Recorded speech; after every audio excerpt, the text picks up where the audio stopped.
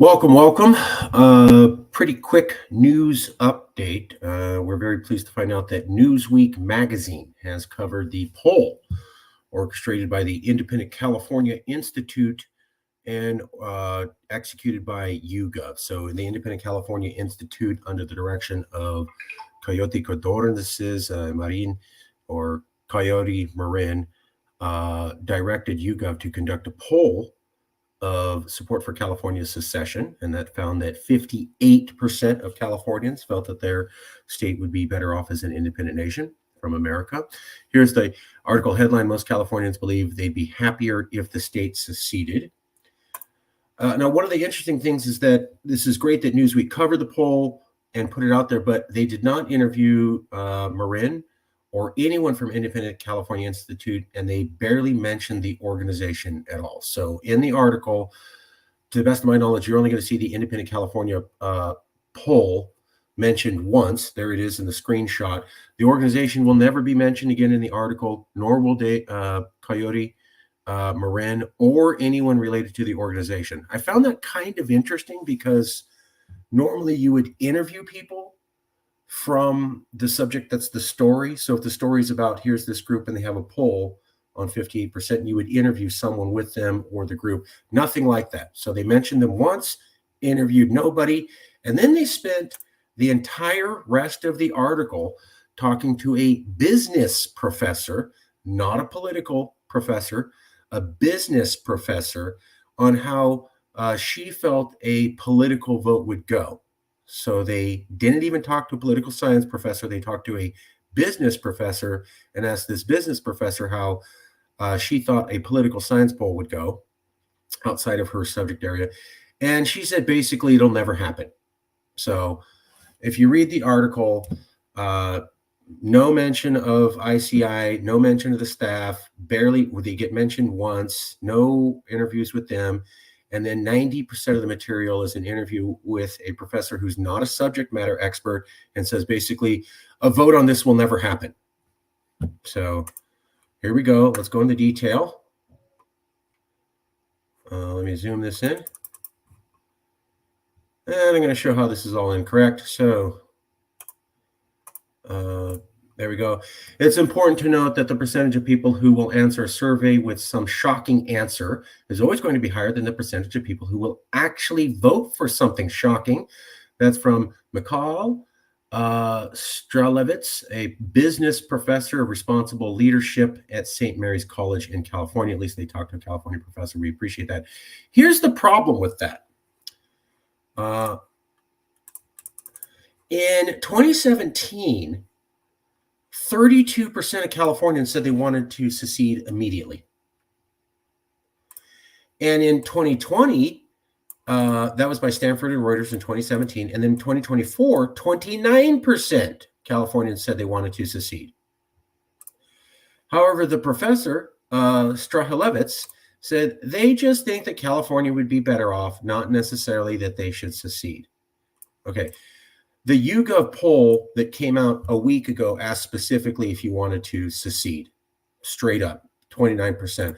The Reuters and Stanford poll made it was very clear about secession, straight up, and they got 32%. So I'm not sure where this idea that when people answer this poll, they don't mean secession, they just mean independence, when we have multiple polls from Reuters, Stanford, YouGov, where it was very clear people were talking about secession. In fact, most of the polls about CalEx or California independence make it clear we're talking about secession. I can't think of any poll, and I've studied them more than anyone, that doesn't mention or secession and just says in kind of a quasi way we'd be independent. So I'm not sure where the data comes from that most Californians just think they'd be better off, but not necessarily that they'd want to secede, when the Reuters poll said secession or was clear about it. The Stanford poll was in 2017 that got 32%, and the YouGov poll was that came out this year, a week ago, that got 29%.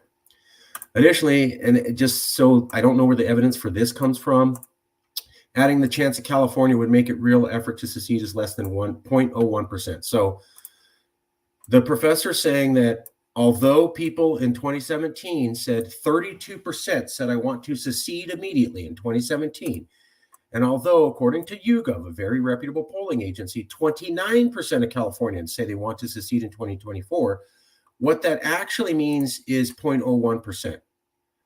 So the professor saying that 32% of people saying I want to secede and 29% of people saying I want to secede on a poll actually translates to 0.01% of the vote.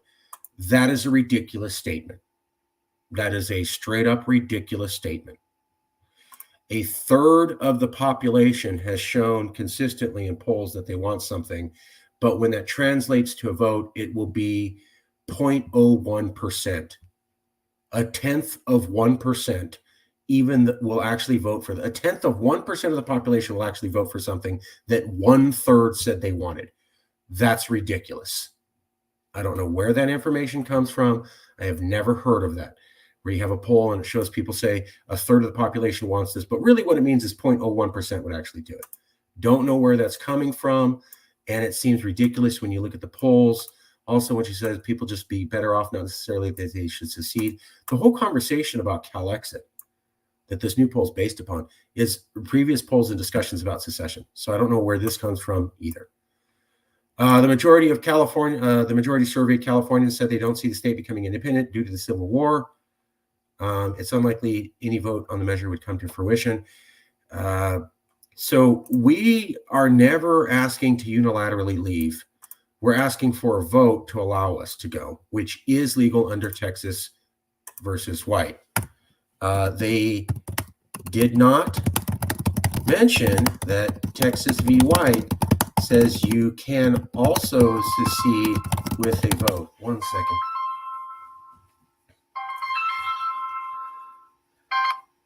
I'm going to have to call you right back. Did not mention that Texas versus White says you can also secede with a vote. So they forgot to mention this article that, yes, you can secede with a vote. They just said Texas versus White says you can't unilaterally secede. True, but it also says you can secede with a vote. This is legal. We've always talked about a vote. We've never talked about a civil war ever in the entire CalExit movement over 6 years. Additionally, we talked about a recent poll by the Los Angeles Times that showed half of Republicans across America still hate California. So we still have the votes to leave, and that's the only way we talk. They've never mentioned Texas versus White says you can secede with a vote, and they never mentioned that our plan was always to ask for a vote. However, Strahilevitz did acknowledge that the results of the next presidential election could significantly shift Californians' view of secession as positive. We agree. We've said that for a while. If Trump comes in, it could shock people. The last thing to point out here is there's another piece of information from another expert, Pila Jesse, who's a realtor living in California. I would not expect this to happen without conflict within the state, as there are very conservative areas with equally vocal citizens. States becoming balkanized from social as well. Not surprising there's a push to secede. So the only area where Republicans are dominant in California is the mountains. Let me change that. And also north of Sac, so, north of Sac. They are the minority of the population. Plus, counties have no right to sue or petition the state, as counties are the creations of the state. That's according to the Constitution. So if you have a bunch of conservative counties who say, hey, we don't think this was fair, it means nothing. Counties exist because the state said they exist. The Constitution does not recognize counties or cities.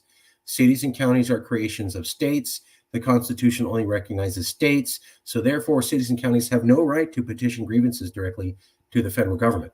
They didn't mention that. And they didn't mention that these people are a minority of the population. So where are the conservatives dominant in California? And we'd have to worry about balkanization. Let's take a look. By the way, this took about 5 seconds to find. It's on Google. Very, very easy to find. Sorry about that. Lost our place. Here we go. So the map on the left is House elections for the Congress. The map on the right is assembly elections for the state Senate. So you're looking at a map of people voting for federal officers on the left and a map of people voting for state officers on the right. What you'll notice is that the blue areas along the coast and the interior, and the red or pink is along the mountains and south. So if we zoom in a little bit more, what you're going to see here, so the population areas aren't where the red is. The red down here in San Diego is in the blue area in San Diego.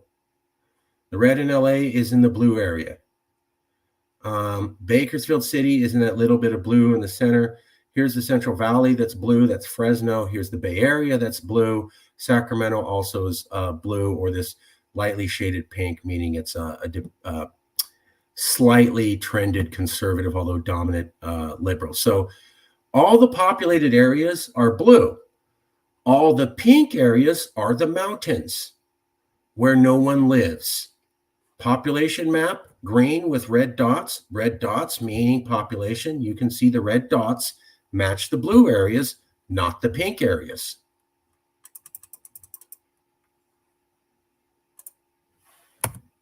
Same thing here. State elections. So the red areas match the non-populated areas, and the blue areas match the populated areas. So that was for congressional and House elections. And so that's the point, is that when we're saying there's going to be balkanization, what is this based upon? They had these experts come in, and 0.01% of the vote is going to come from half of the population showing something. Where does that come from?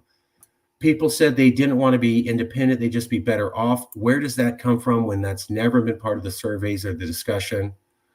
Californians are afraid they can't secede because of the Civil War. Great. We never said do that. Why couldn't they mention it's legal under Texas versus White to secede, and only could mention Texas versus White says you can't secede? And why couldn't they mention that a recent poll by LA Times said that Republicans hate us and we could get the views? We are pretty sure the professor said this. But why is an expert in real estate acting like we're mixed conservative and liberal like Ohio? We are not. The conservatives live in the mountains and the foothills. Liberals live in the valley and the populated areas. So the point is that conservatives represent a minority of the population, and they're not in the population centers, which are the main economic drivers. So it's not going to be a bifurcated separation. Really easy to pick this stuff apart, but if you don't interview anyone in the movement, and you don't interview anybody who did the survey, I could see how that can happen. We'll leave it there. Talk to you next time.